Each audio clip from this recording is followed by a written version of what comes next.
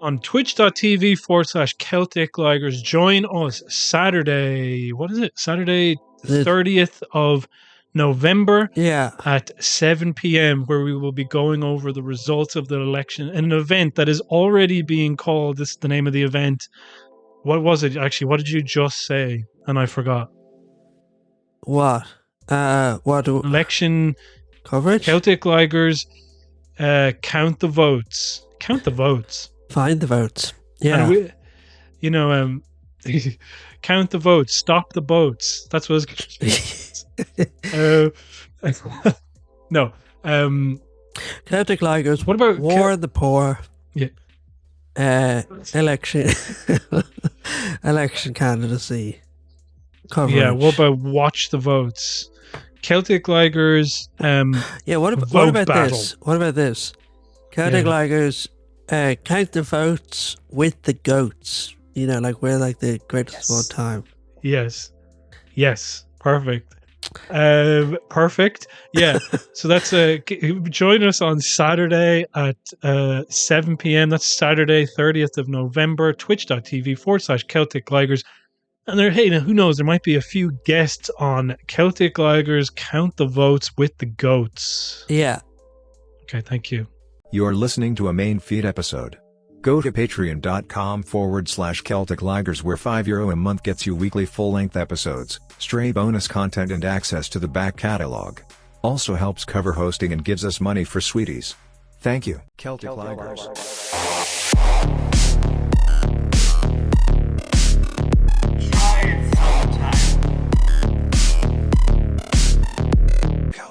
Recorded 27th of November 2024. Okay. Hello and welcome to Celtic Ligers. Will I get into it? Yeah, you have. Will I get into my news?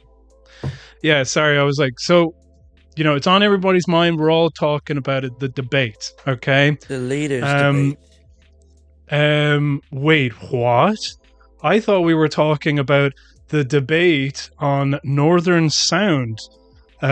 Between all of the candidates for the Cavan Monaghan constituency, including Val Martin of the Irish Freedom Party.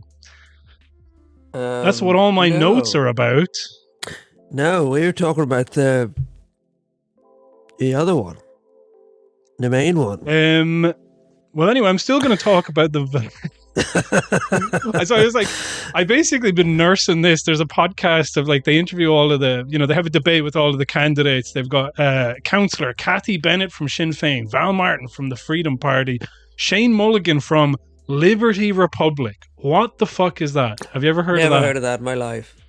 Councillor Sarah O'Reilly from Aintu and Deputy Brendan Smith from Fianna Fáil joined Ronan Gargan in the studio this afternoon. This was recorded 21st of November 2024, and I'm about 23 minutes into it because I keep having to stop and just go away and do something else because it's so just frustrating. Obviously the main thing that they talk about on it is migrants.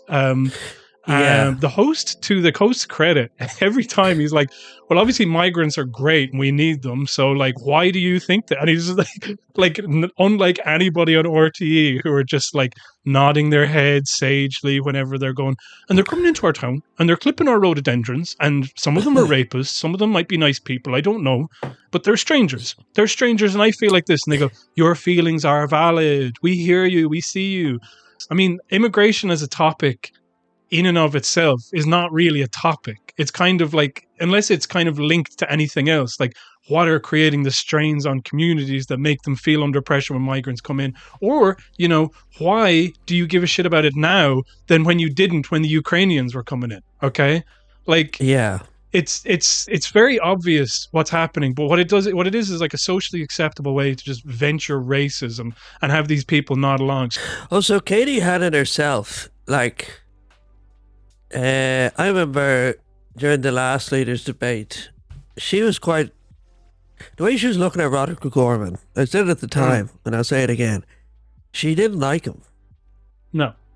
Because he was gay, I'm going to say.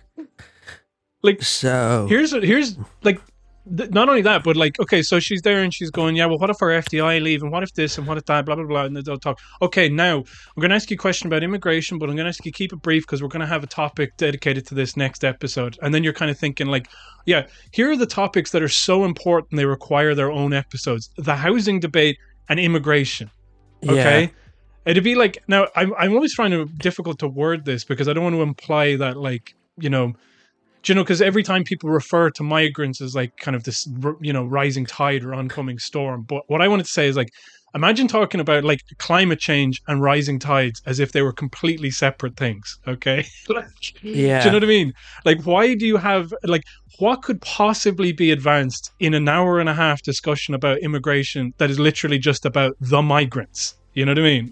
Like, Yeah. and it's like, how do we move them around? How do we punish them? How do we make sure that, they're not getting one over on Irish people? It's like, that is not a useful debate. It is not useful at all. So like when Joan Collins was asked about this, she just started talking about like, we have people waiting on trolleys. We got big, long housing lists. There's not enough social housing being made, blah, blah, blah. And then the only time that Katie Hannon had like some emotion in her voice, she was like, that's not migration. The 1980s, successive governments have cut beds in our health service, 7,000 beds taken out of the health service in the 1980s.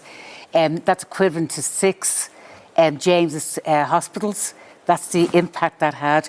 We've had a crisis in our health over the last we're decades. talking about immigration. But she was annoyed. She was like, I want to talk about the migrants. And she has so many episodes where she'll have like, we have, basically a bunch of people stood outside an accommodation center and started screaming at children who are entering. Now we have one of those people here today. And why do you feel so hard done by it? It's like, you're not going to have any of the victims of it. You're not going to, no, it's just taken as a given. These people are a fucking burden. Our society is on its knees. Never mind interrogating that. Okay. But like, how do we get these people out of these communities? I was like, do you want to improve the communities? No. I want them gone. I want them out of my island. And then it's like, what about so you want Ukrainians gone? No. We don't want Ukrainians gone because our Ukrainian brothers and sisters. I will say they do want the Ukrainians gone these days. Well, they do now. But like, they also know that it's not socially acceptable to say that. Whereas you can say anything you like about the military-aged men who are stalking the halls out, Yeah.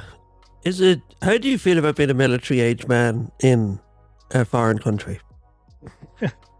Yeah, it was funny. I was like, yeah, sorry. No, I was just thinking about how in Ukraine, the way they keep raising the age for the service, for conscription. Yeah. So now you have like 60-year-olds like out there on it's like, yeah, can you do laps around this place? If you can do 2 of them and you don't sound too out of breath, then we're just going to fucking shove you in a bus and put you on the front lines, I know. But, like Tyson's 60 and he's like the fittest 60-year-old in the world. And like, he was fairly flat out.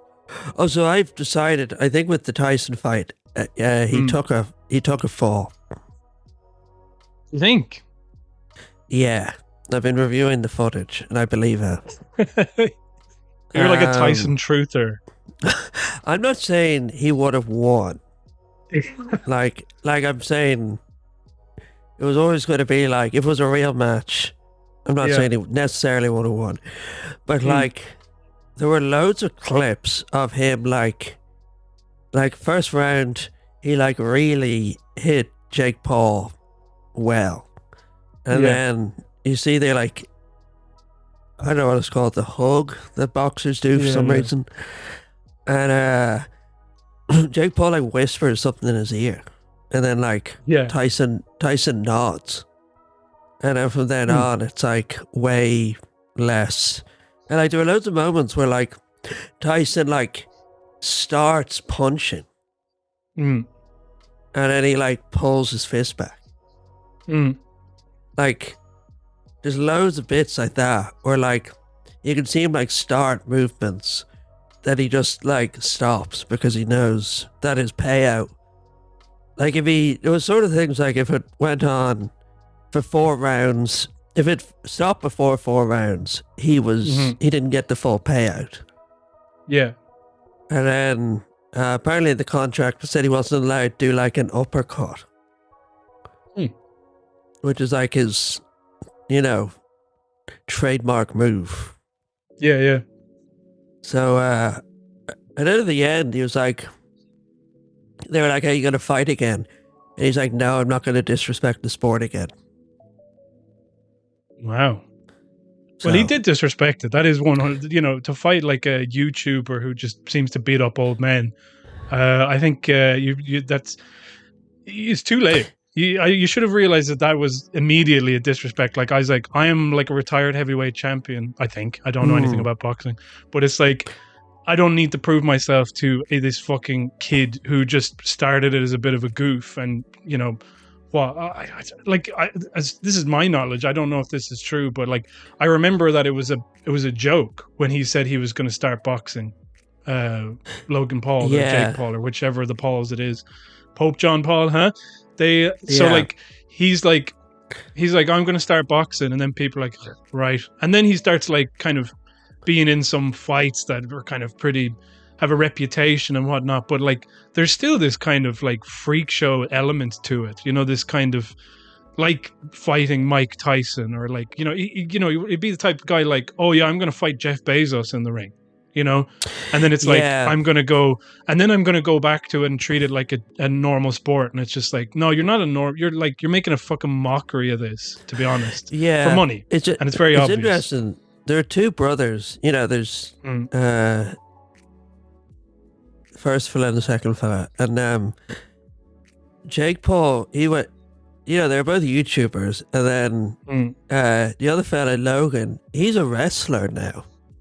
Yeah. And like wrestling is, it's obviously like requires athleticism, but at the end of the day, it's fake. Yeah. Like you're doing stuff, but then it's predetermined.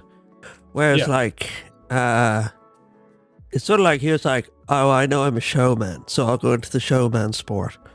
Yeah, and exactly. then Jake Paul was like, no, I can do this for real, but I'm still going to like organize for it's going to be as like predetermined as wrestling, but for some reason I think it's real. Yeah.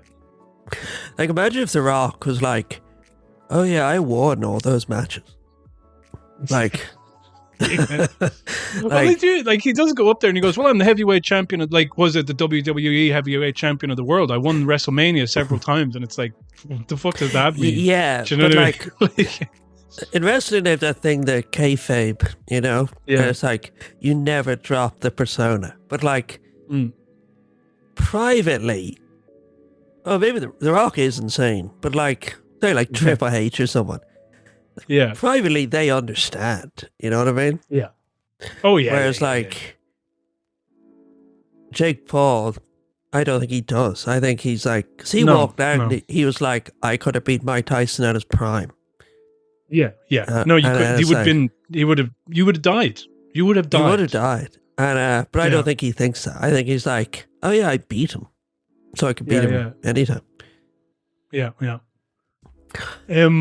But the thing I wanted to bring up about that, like, if somebody was sitting in the audience with Katie Hannon and they were like, I believe that Bill Gates created the vaccine and that everybody has been microchipped or as part of a big mass medical trial, nobody would be nodding and going like, well, we have to respect his feelings, Like, he would be like, there's no evidence to suggest anything that you're saying is true. And it's like, well, I had a friend actually, and then once they took the vaccine, their hands turned blue and fell off. So, and nobody would be like, oh, okay, I guess that's an anecdote. Just the idea of going like somebody going on the telly and being like, this is what I heard happened, or this is what I feel is happening in my community, and I don't feel safe. And you're just like, you cannot feel safe, but like it's not reflective of reality, Have you ever, the way during COVID, we would talk about that group called the Cosmic Right, and they're sort of like the people who were like hippies and hated the vaccine and gradually became more right wing. Do you get it? I know people and they get on this wavelength of like, the migrants, the migration crisis is organized and it's against the working class. And it's like, they're sort of acting like being anti-migrant is a leftist, like the true leftist position, you know. Yeah. I think they're my least favorite sort of people. You know what I mean? Yeah. Well, I mean, like, do you know 'cause where it really like is people are to? it's hiding. It's using. Feels like it's using working class or class rhetoric as a shield. You know what I mean? It's like, Yeah, it's kind of a justification for your own racism. There's a part of your brain that sees somebody who's got like a different color skin and it makes you feel bad and it makes you feel scared.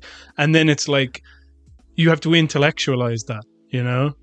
yeah, But I also like the idea of like this big other, of this mad conspiracy. There's a bunch of people. No, there are like elites and people controlling stuff.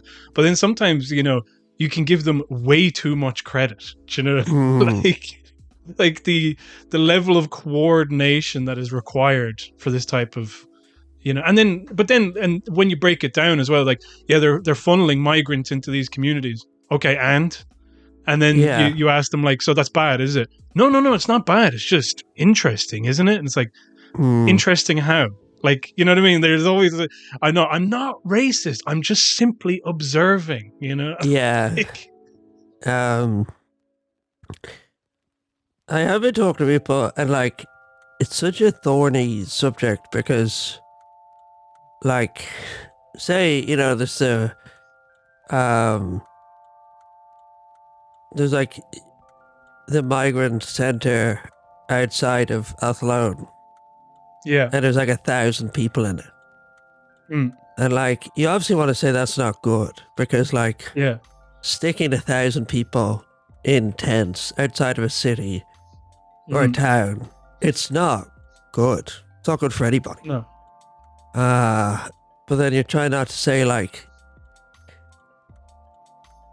that you're trying to make it sound like it's a tough one to be like, I'm not anti-migrant. I'm anti the well, I don't know what would you call it. The like the method of integrating migrants, if you understand what I mean. Yeah. Well, I mean, like, if the conversation and your solutions begin and end with just housing migrants, like I was thinking about where we were like a few years ago, like the plan for government that the Greens agreed to would be to abolish direct provision within the lifetime of this government. I don't hear that being talked about. I don't hear people talking about how barbaric direct provision is.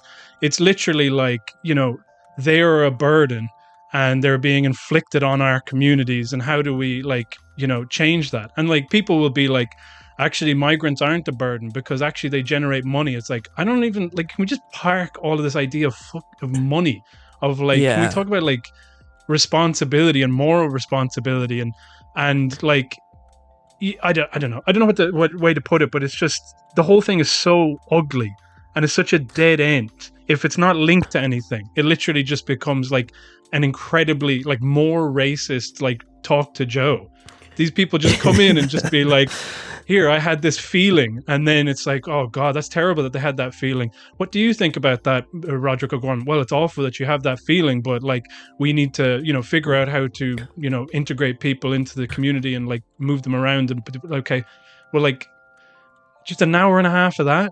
Do you know what I mean? Yeah. Like, it's crazy. The And other it's scary thing is like say in the paper, I think it was the Times, they had this headline and it was like, deportations increase or something like that. It was like, you know, the rate of deportation increases as processing speeds up.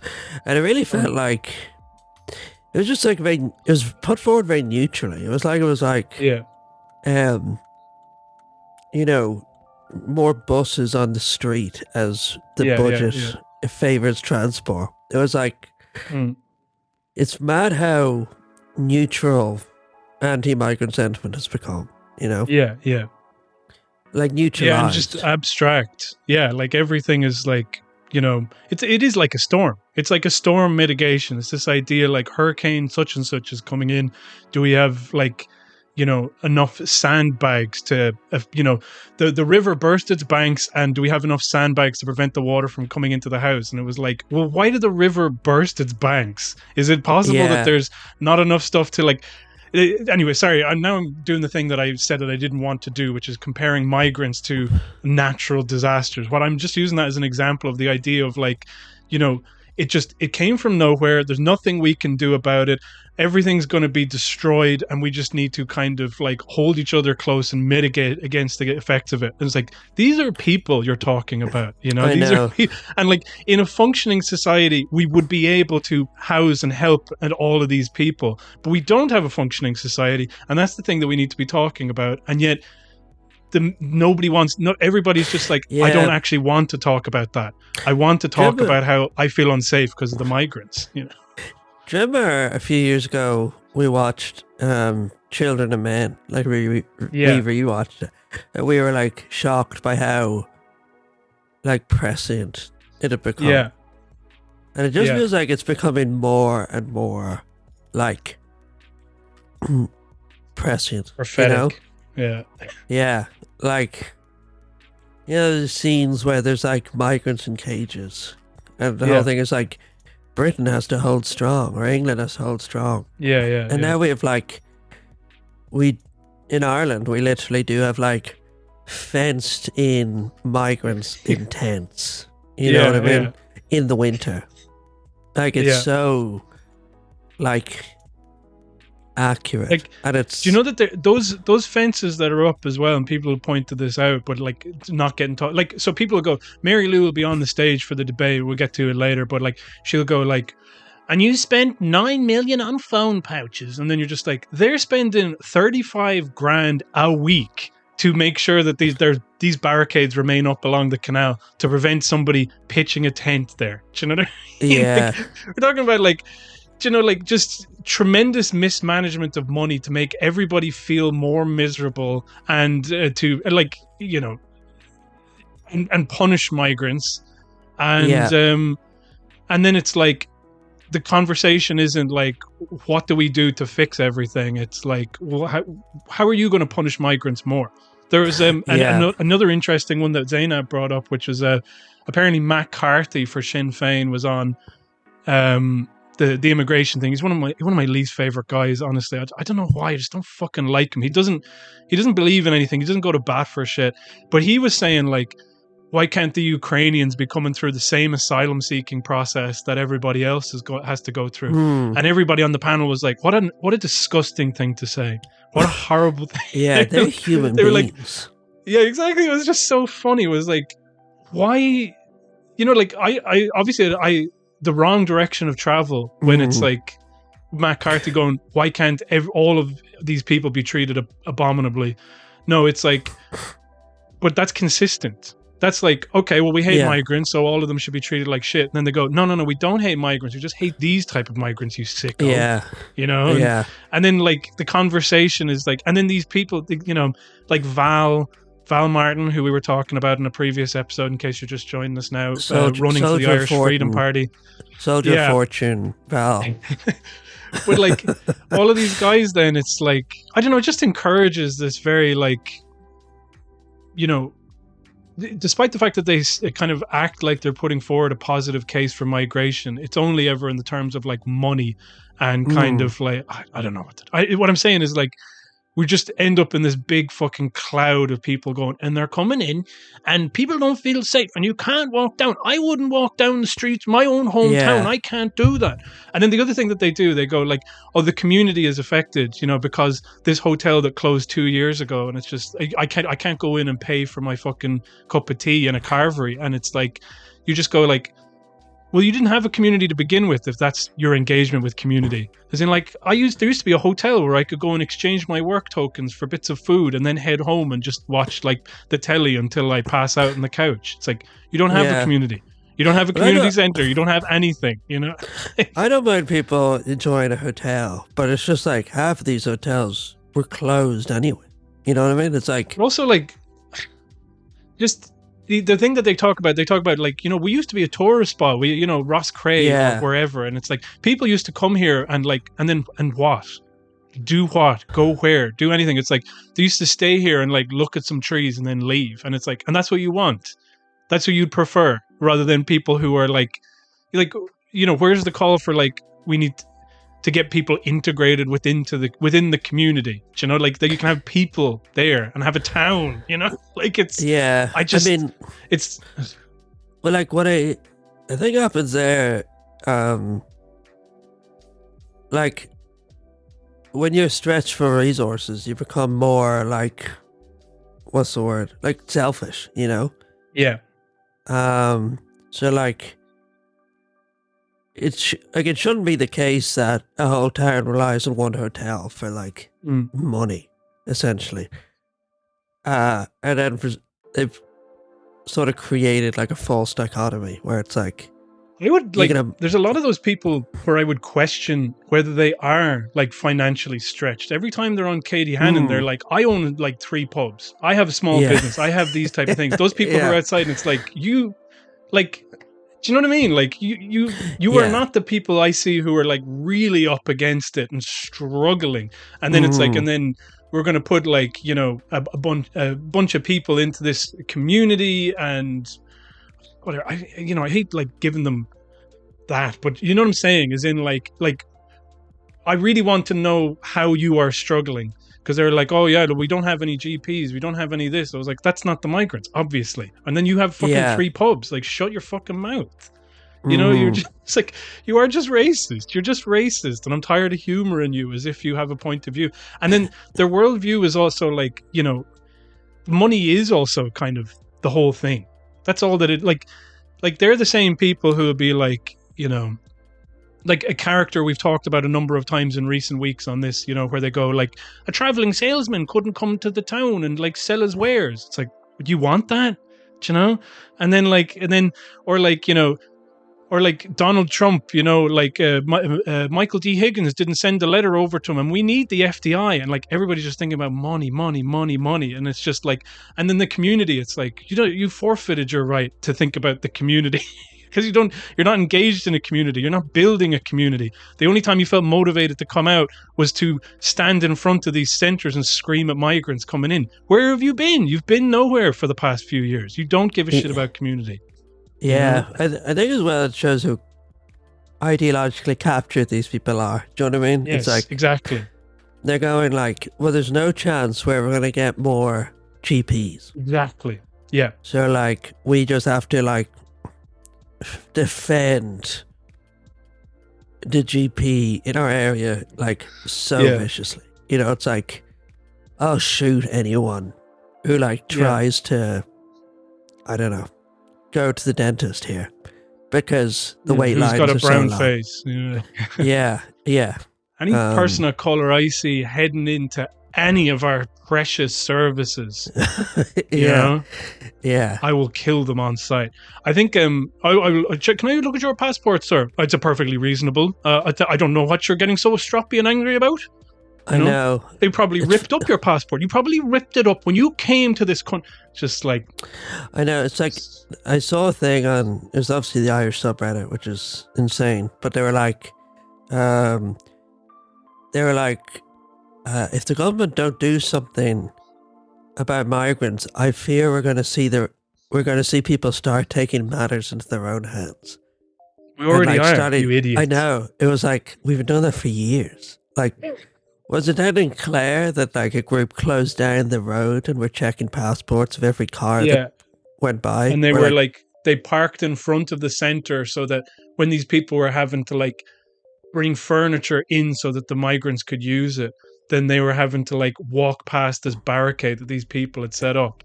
And you know, they're, you're traitors and stuff like this. And then the literature at that time, this is in like 2022, I believe, they were like, we could accommodate Ukrainians because they share our values, but these people don't.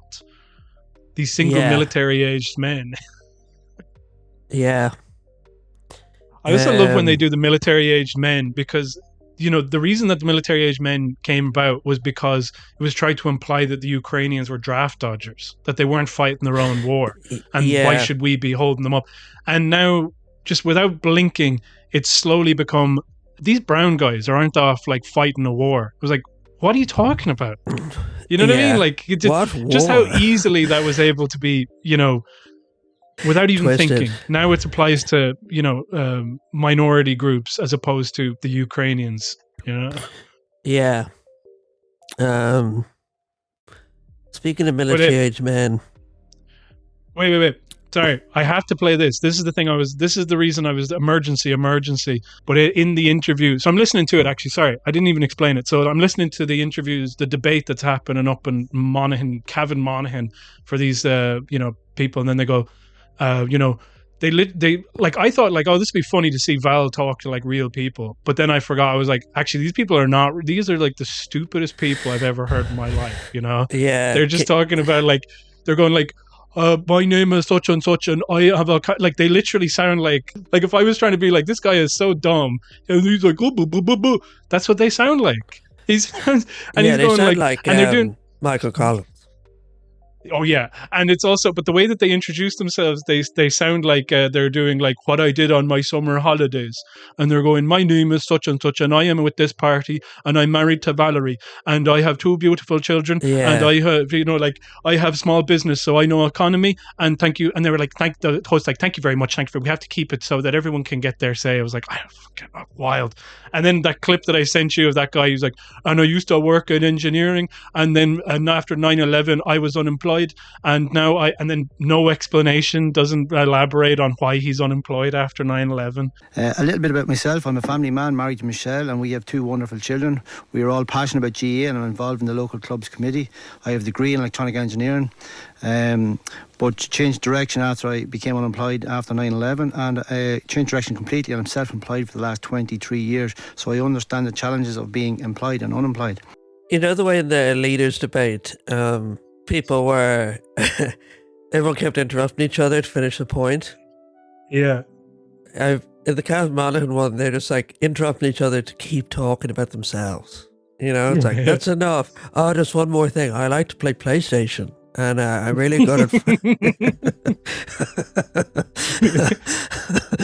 I'm really good at FIFA, and when I play FIFA, Roy Keane is on the team. Well, he like, one of the guys, like when I said that, I was making a reference to like one of the guys to go, and I'm married to Deirdre or something like that. And I was like, who the fuck is Deirdre? I was like, is she on the panel? Why is he talking like that? You know? Yeah. And like they sound like they're, like written it down. Like just imagine standing up in front of the class and like the same writing and spelling mistakes as a fucking 5-year-old, just going like, and I love Ireland, and I want to serve. That was the other thing, because Val had released a video, and he was like, I'm trying to think of something to write for my campaign, like to have up on my website to talk about why I did this. And it was 15 minutes, and it was very funny because he couldn't really articulate why he wanted to do this, because he suddenly, now he was there, somebody was like, okay, you're running for the Irish Freedom Party, so now we just need you to say like, why do you want to be a TD? And it just seems like his brain short-circuited. He was like, I was like, I guess isn't Trump won, because he loves Trump as well, I discovered, but he he's very much like Trump won, and I like talking at the radio, so I can be a politician, and that's literally it. But now he has to come up with something else for his website, and so all of the stuff he's saying, I felt this call to serve my country in her time of, oh God, I love this country. I love this. You were telling me that he was in the army for, what was it? He was in the army for 2 years. Yeah. And talking about that, he was crying, or he was like trying to cry. He was trying to cry, and yeah. And then he joined the Guards. And then he also kept referring to the tricolour, but what was he called it? The trickler. Call it the trickler. The trickler. I have the text here that I sent you where he started talking about the trickler and how green was Ireland, gold was the Brits, and the white is peace. Peace between Ireland and the Brits, and that's what I did. I did border inspections in the north, and there are some people out there who would say you should have let the IRA away with it, killing people, but no, we didn't, and we allowed for folks like George Mitchell to sit down and work out the peace, and that's what I was a part of. So Val responsible for the peace process. Yeah. But what did he say? He's like, oh, why did I join the Guards? why did I join the army? Because there was something calling me, there was something pulling me, there was something I don't know, but now I must answer their call again. I must answer Éire's call in her time of need, and she needs me now. And I was like, he just doesn't understand, doesn't know what's happening. And he goes, I love Ireland. I love everything about Ireland. I love, like, couldn't think of a single thing. I love her, like, green hills. Oh God, like, if you ask somebody in like California, like, what do you like about Ireland? Oh, like, it's green hills. Do you know what I mean? Like, these guys are like, whenever they do their like little postcard that he has like blue tacked to his mirror, and he's like, I love the lettering next to the country. Yeah, I love God. There's not one thing I don't love about this place. It's a very Trump thing where he's like, what's your favorite passage in the Bible? Oh, I love it all. Love it all. I love I love the 4 sheep. And in winter they're shivering, and in spring they're shivering, and then in summer he's wearing sunglasses, but he's still shivering. I love it.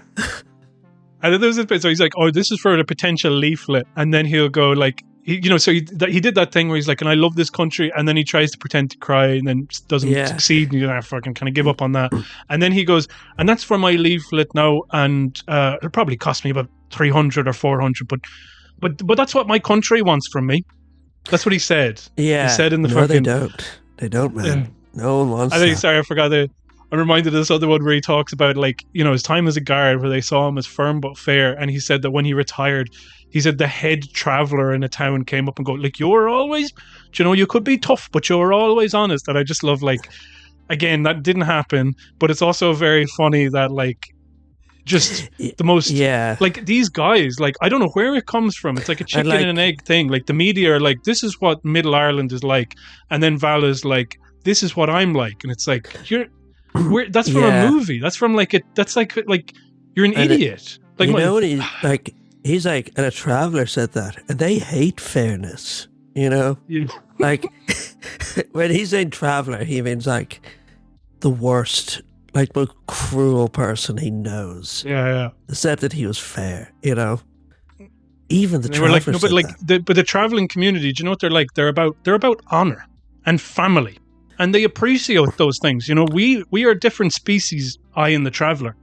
But no, he doesn't mean it. He means it like, you know, that like a story, it'd be in a film about a guy who, like, he tames a horse that no one in the town can tame. Like, that's what he means by that story. He's like, I tamed the travelling man.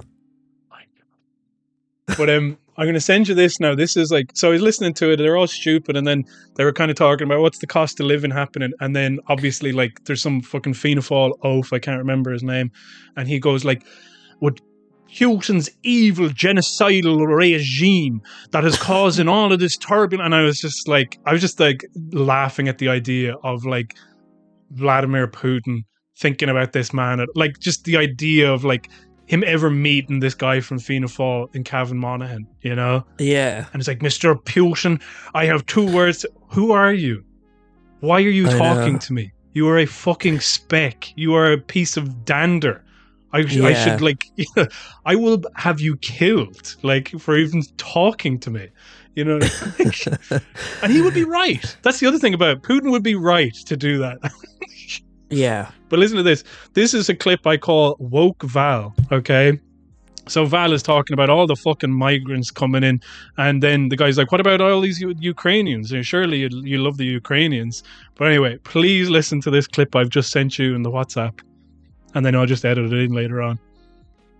But as Brendan Smith had mentioned earlier about the number of wars that we've seen since the pandemic and the likes, you know, it's unprecedented times. It has been an emergent situation. Can you respect that, I suppose, in relation to the government? Well, we had a situation where in the Ukraine war, President Zelensky tried to go for a peace agreement 18 months ago. Victoria Nuland from America flew in and told him no, and Boris Johnson flew in and told him no peace. Now, if they don't want peace, they now caused this war. This war could be over 18 months ago. We don't know how it would have went. Wow. Interesting. I was just like, I was like, that was so, you know, like, because like I say, I've been listening to it in little bits and pieces. So like, we were like, okay, we'll just get a cup of coffee before we record. And then I had it on here and I was listening to it. And then when he said that, I was just out of my chair. I was like, what? Because you just the videos that I've seen of Val, he is an idiot. He is an oaf. And then when he is like in this studio, it's like that bit in Father Ted where the guy is like, you know, the Eurovision host who's just like this slob. Just like, yeah. And then all of a sudden he steps out on stage and he's like, welcome to, you know. So like Val is like suddenly like, you know, belching flies going around him, like literal stink lines emanating from him. And then he steps on here and suddenly he's like, I got 30 seconds. Well, here we go. Boo, boo, boo, boo, boo. All of the stuff he says is abhorrent and awful. But it was like just a level of, you know, in that clip anyway, of being informed in a way that like, imagine that guy in Fianna Fáil going, Putin's genocidal, and then Val says something like that. This guy's brain would be like, what? What do you mean? Yeah. Who's Victoria Newland? So anyhow, the debate. Should we talk about the debate? Did you watch or listen to any of the debate? Did you hear about it? I watched the whole thing. I watched it. Good. Yeah, you sent me a message this morning being like, I'm watching it to prep. Yeah. I am, and I did. I watched the whole thing. Did. It was shite. I wouldn't be worried if you didn't. I just was like, how familiar are you with? So this is like three of the leaders debating on prime time.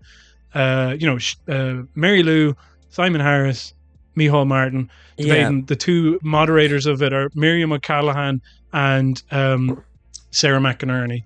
And it was somehow like incredibly boring shit. And it like, yeah, it doesn't like the commentariat were very like revving for this. They were like, this is where we get the meat. And I've listened to some follow-ups of people talking about it and they're like, that was pretty crap actually. Nothing happened there at all. I did like my general thoughts are Miriam O'Callaghan asked loads of really weird questions. I know. Like questions that like, I don't know, do you ever get into like when you were young and you get into an argument with someone at a house party and they just start like trying to win and like those were questions. Like there was one point where she was like, she goes to Sinn Féin or to Mary Lou, she's like, what would you drop from your manifesto? I saw that. That was so stupid. If there was like a financial crisis. That's, what sort of question is that? And then Mary was like, she was like answering, and then Mary was like, answer the question. Like answer it exactly. No, that was the wild thing. Like Miriam, like obviously her brother is in Fianna Fáil, and he ran. There was talk of him becoming leader potentially at one stage. Yeah, I think he's gone by the ways. But she is like, you know, and she like Sarah McInerney. You know, there was little bits of it I didn't like, but like, yeah, sorry. Just immediately after that, because I was thinking then like, oh, maybe she's giving Mary Lou a hard time because her brother's Jim O'Callaghan. And then the next question is she goes, or like a few minutes later, she goes to Micheál Martin. She goes, they're talking about coalition. And then she goes, say one thing you admire about Sinn Féin. Like, what? And what planet is he like ever going to answer that? Like you're never going to get an answer. That's where he got I don't know why. He really seems to have settled on this as like, this is my strategy, is to just be as prickly and irritable as possible for absolutely everything. Micheál Martin is so that one in rude. particular. It's crazy. I know. He like, what was the thing he said there? I'm trying to remember. I had written down here. He says, at one point he kind of goes like, he basically says like, you're interrupting a lot. And then he said something to the effect of like, why would you ask me that? Like, I can't remember what it was, but I remember like the question literally, like the spirit of the question was like, what a ludicrous thing to ask me, you know? It was something about, it was, like, I remember it wasn't a great question, but it was like, like, he's so rude. Like, I remember the last debate. He said to Katie Hannon, he goes, calm down. Yeah. Like such a rude thing, particularly And with it's women. really, He's like you know, such like- a rude fucker. I know, but it's so funny that they're like, you know, it becomes so brazen to see how these guys let him away with it. Do you know? Yeah. Like Mary yeah. Lou will be like up there and going like, well, these things are complex. Just answer the question. Can you please stop blabbing? You know, like, and then Yeah. he's going like, he's just saying like, how dare you speak to me? And then they're like looking down at the ground and like, you know, or Yeah. nodding and just kind of trying to look, what do I do with my eyebrows? I've forgotten all of a sudden. You know, like they're like really intimidated by him for some fucking reason. It's crazy. Well, not for some reason, because their livelihoods like depend on him. You know, like there was one crazy bit where, they're asking Mary Lou a question, and then they're like, answer the question, and then Simon Harris turns to her and he goes, just answer the question. And it was like, it was like such a like, he's such a lick throughout the entire. Let's go through it topic by topic. Yeah, no, I have it here because the thing that was funny about that is just the idea of like, you know, Katie Hannon's like, okay, there's 10 people there. There's, you know, they're you know, Micheál Martin and Simon Harris are going to be like all in on Mary Lou. Katie Hannon probably doesn't like Mary Lou. She'd be a bit mean. All right, whatever. This one was just very funny because it was like, you know, 4 people grilling Mary Lou at the same time, where it'd be like, Sinn Féin are a party of rapists and Garda killers. How can they be trusted with the public purse? And then she'd be like, well, I think, and then just answer the question, and then Simon Harris would be like, they're Garda killers. They killed, and you're not being truthful. You're not being honest. And then Micheál Martin going like, I don't know why. It's a simple enough. And you asked a direct question, I'd give you a direct answer. It's like, what is going on? Like, they're like, they think that they're so sensible and that nobody sees that is happening. Do you know? Like, I know.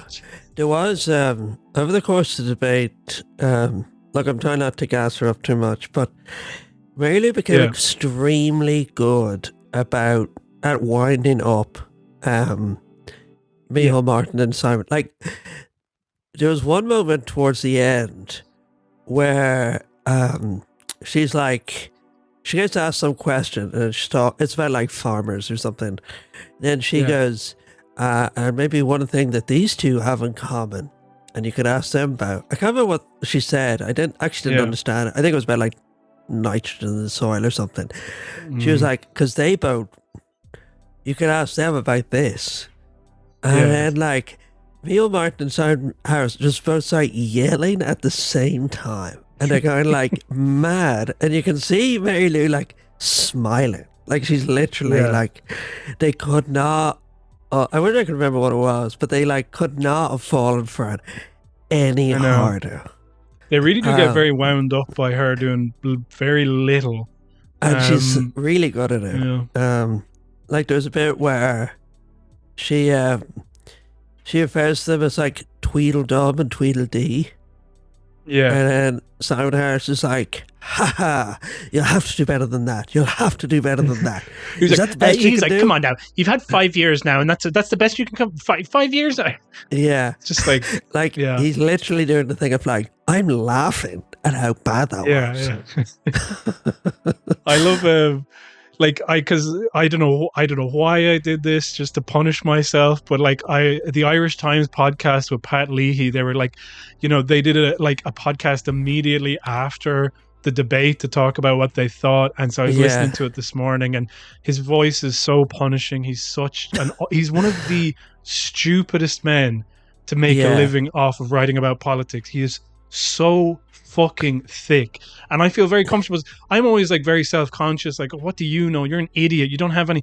No, I am 100% confident. Like, I would do a better job than Pat Leahy is doing. Like, he just is so thick. So like, they start off the podcast, and then Hugh Linehan, like, clearly like getting a kick out of how thick Pat Leahy is as well. He just goes, so that was the debate, and I believe before it started, you were saying it was going to be the most seismic event of the political season. And then he's like, I think that's just, it looked like that was going to happen, but it kind of it didn't really transpire in the end. I was like, idiot. Like, again, I'm like, this is from ages ago, but I remember one time he said that something that Theresa May did. This is when I stopped listening to the Irish Times podcast, because it was a time where I was like, this is just kind of the neutral news. They're calling balls and strikes. And then slowly enough, I was like, because I was an idiot back then. I still am, but I was more of an idiot back then. And I was like listening to it, and I hear him just being so stupid. I'm blindsided by the result of the repeal referendum, but I was like, I can still listen to this podcast though. And then one day he said about Theresa May that anything that she did, so it doesn't matter what it is, I don't know what it is. He went, it was, what was it? The most, God, I had the word in my head and it just left immediately.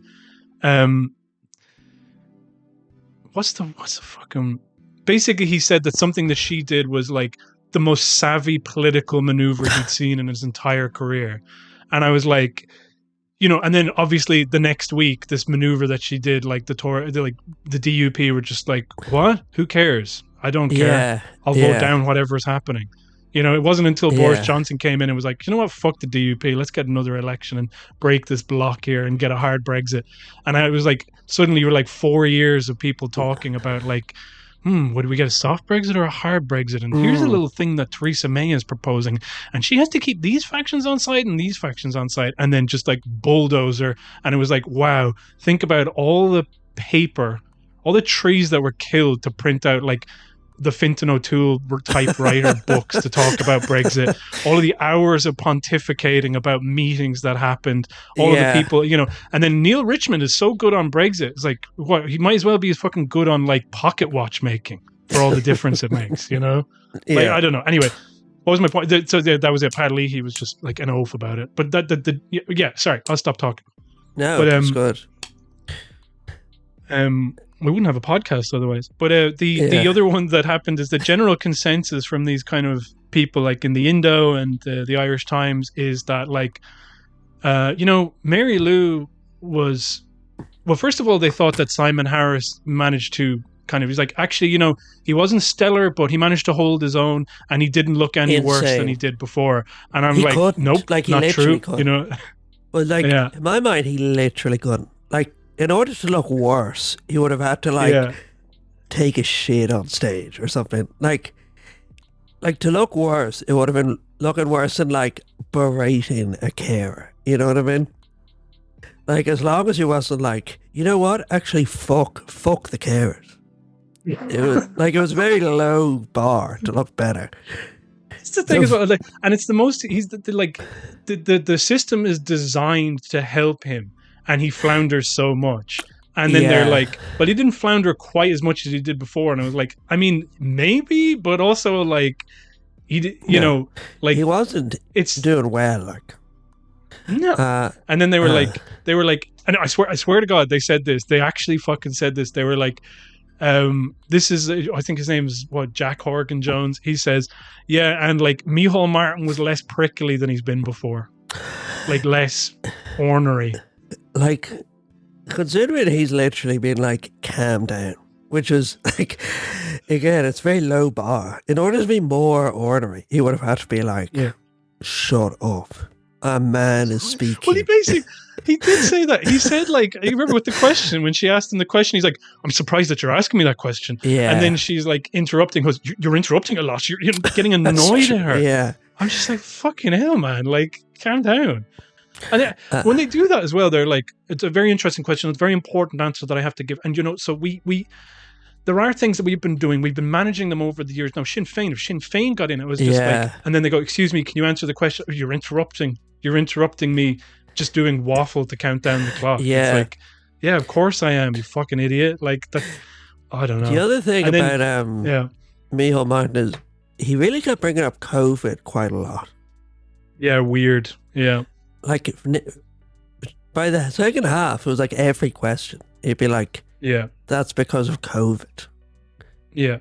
And I think he was really, he feels a bit hard done by that. Like, do you remember the first debate? He was like, I led this country through COVID. Yeah. And everyone was like, oh, I forgot that he was Taoiseach during the COVID. So I think it is a weird sense with him that he's like, no, I'm the COVID guy now. Like, now that Varadkar's gone, I'm the COVID guy. I don't know, like, why you would want to mention COVID at all, honestly, because nobody has any particular fond feelings about COVID. And, like, initially the government was seen to respond quite well to it, but that was Varadkar. And then the more it dragged on, like, and Micheál Martin was like, it was like, just saying COVID makes everybody kind of like, I don't want to go back there. I'm angry at you for mentioning it. But he's no sense for that sort of thing at all. Like, no. I nearly fell off the chair. There's a point where they were talking about the housing, about the financial crash. Yeah. And everyone's talking about it. And Emil Martin goes, I was there. I was in government when it happened. What in the world? And it was supposed to be a bit like, I know, it's like people, like, he thought it was like, you know, I'm the only one who knows how it went down, you know, like, yeah. It's like, because you did it. Like, I mean, like, he was, what was it? I think I have that here. Yeah, like, there was something about it, but he was basically, yeah, he's exactly what you're saying. He's kind of trying to be like, look, I was in the government when the economy crashed, so I obviously know how to deal with it. You're like, I've been broke before, so I know how to be. Do you know what I mean? It was kind of like, there was the thing my dad said about Eddie Hobbs, where it's like, he was talking about how people could like manage their money back in the day, and he was like, yeah, sure, he'd know all about that. He's been broke so often, you know what I mean? Like, it'd be like if he was like Minister for Transport, and he was like, yeah, I've been in a lot of car crashes, so I know what I'm talking about. Exactly.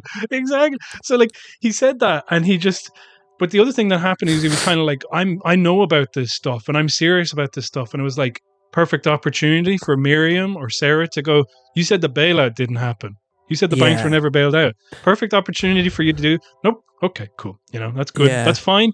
And then the consensus opinion seems to be like, Mary Lou just kind of wasn't able to get her policies across. She didn't seem to be in control of her brief. Anytime she was asked a question about her policies, she didn't have an answer.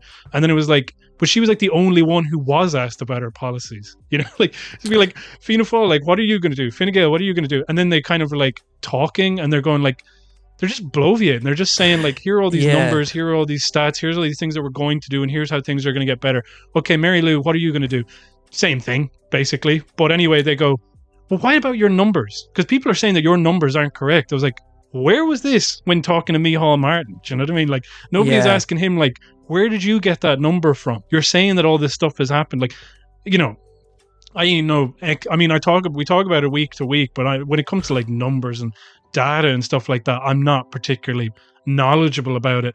But I know that there's like, you know, for the guy, like, they're not meeting their housing targets, and then when they are, it's because they like fuck up the stats, you know, as in the stats are like, you know, oh, we built 35,000 new homes, and then it's like, you bought like 20,000 of those, and then you built actually 15,000, or like, you know, I mean, I think, I don't know if it's still the case, but a lot of those stats are like how many houses have been connected to the electricity grid. So like, yeah, exactly, shit like that. And that's very easy to manipulate. I did get a sense with Sarah McInerney. I don't think she liked Simon Harris. No. She seemed to like, you know, like, Micheál Martin could just say whatever he wanted, really. Whereas, like, Harris would often, you know, drift or, like, try to answer a different question. To work up the times where, like, McInerney was like, you're not answering the question, or, like, moving on, you're not answering the question. She did, like, cut him down quite a lot. Like, I think she's just good. I mean, I like her enough. I mean, she still, you know, drinks the same Kool-Aid as the rest of them, so she has these like barriers that she kind of, you know, these mental things that she cannot get over. I don't know whether I talked about it last week, but Adrienne Wallace, did I talk about this? Adrienne Wallace, she's the PVP rep, PVP councillor in Carlow, Kilkenny. And so when I lived in Kilkenny, I would have been like, you know, attending meetings with her, and we had stalls. Somebody tore down a poster that we had in front of us, and she was over giving out to him. And she but she was being interviewed by like Sarah McInerney, and so they had your man Colin Burke, I think his name is, the guy who had his campaign announced by Michael O'Leary, where Michael O'Leary said like, teachers suck, down with homework. And like and then so they asked like they asked Michael, they asked this guy, like, do you have any thoughts? Do you have any? And then Maddie McGrath was there just looking like an orc. And so they're asking, like, Colin Burke, like, you know, do you have any fucking thoughts about anything? Do you want to, like, propose something? Do you want to? And he just kind of waffles and waffles and waffles. And she kind of gets, like, irritated with them. And then eventually asks, like, Adrian Wallace, like, PBP are, like, proposing, like, a millionaire's tax, you know?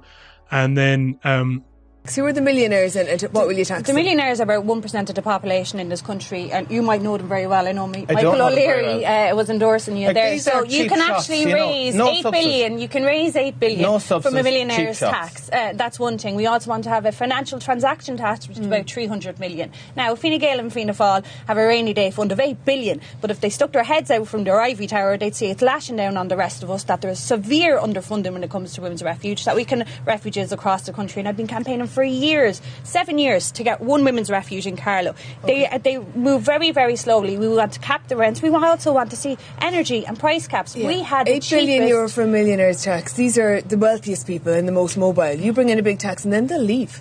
And where are they going to go? They get taxed. They get taxed all over the world, and this is the reality of the situation. But we can't keep being held to ransom by billionaires because they don't want to pay the same taxes as everyone else. Yes. I mean, you know how I feel about FDI. I don't think that we should be entirely reliant on it. Yeah. But it's just like, she's kind of just saying, like, look at what the way things are now. Do you like the way things are now? Yeah. No. Then, like, what's the point of maintaining this system?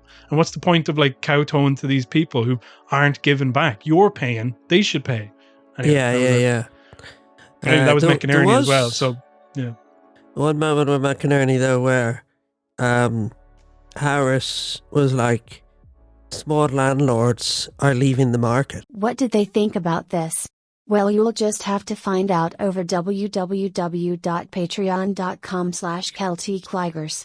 The rest of the episode finishes out their coverage of the debate, which featured crime and housing, before the Ligers offer up their predictions about what the final results will be. Also, November 30th, 7 p.m, www.twitch.tv/KeltyCligers. Count the votes with the goats, a Ligers live stream from Cork City as the tallies come in. There'll be japes and all. Join us.